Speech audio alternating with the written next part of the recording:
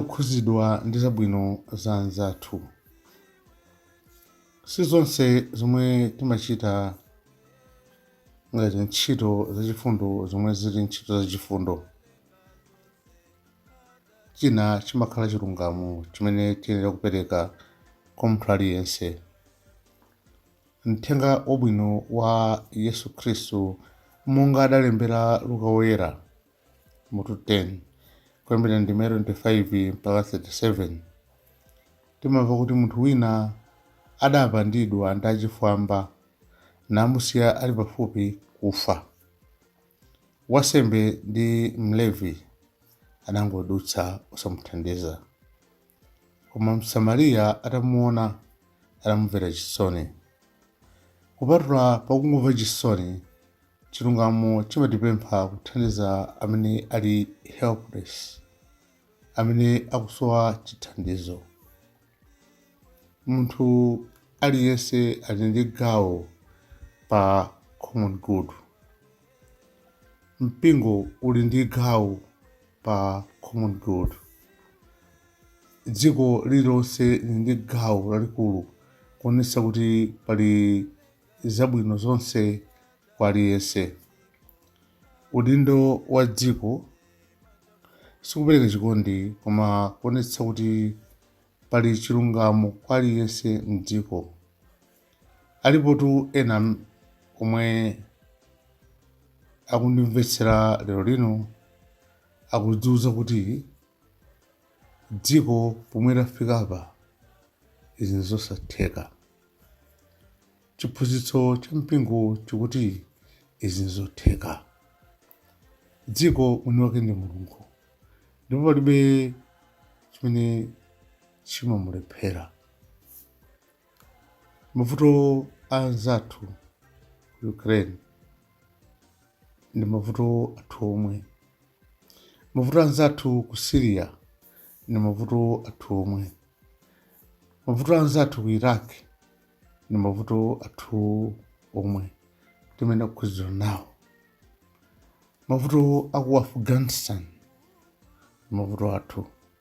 Mavuto a ku Sudan, Nigeria, Somalia, Algeria, Mali, Ethiopia, Libya ndi mayiko ena ambiri ndi mavuto athunso. Common good, zabwino zonse kwa aliyense. Fundo imeneyi imatipempha kuti ngati anthu tichite chotheka kuti munthu aliyense ufulu wake ulemekezedwe, akhale motakasuka, kuti moyo wake wathupi ndi wa mzimu utukuke, ndipo kuti akhale ndi mtendere, ndiponso akhale otetezedwa ku zoopsa zonse.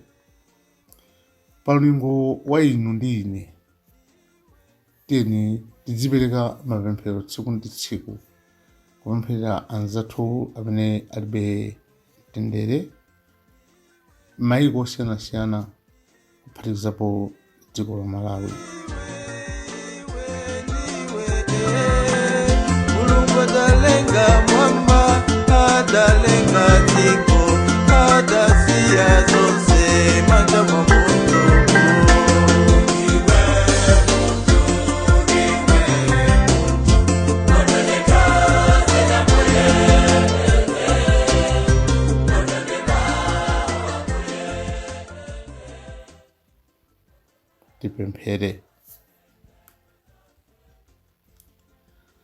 Tipemphere onse olamula dziko lino ndi mayiko ena onse kuti Mulungu Ambuye athu awunikire nzeru zawo ndi kulimbitsa mitima yawo pakuwanikha mphamvu zoyendetsa dziko lomwe ali kuliyang'anira mokomera Mulungu ndi anthu onse.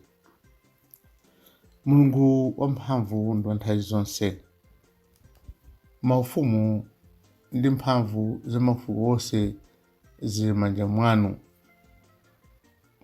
Muyang'anire chifundo amene ali ndi mphamvu zotilamulira, kuti choncho m'dziko lathu lino ndiponso ponseponse pa dziko lapansi pano anthu akhazikike mopanda mantha, zinthu ziyende bwino lomwe, ndipo pakhale ufulu ndi mtendere wamuyaya mwa Yesu Khristu Ambuye athu. Amen. Mutiteteze Atate pamene tili maso, mutisunge tikagona, muticheze ndi Ambuye Yesu ndiso kupumula mwamtendere. Amen. Ambuye akhale nanu, akudalitseni Mulungu wamphamvu zonse, Atate ndi Mwana ndi Mzimu Woyera. Usiku wabwino kwa nonse.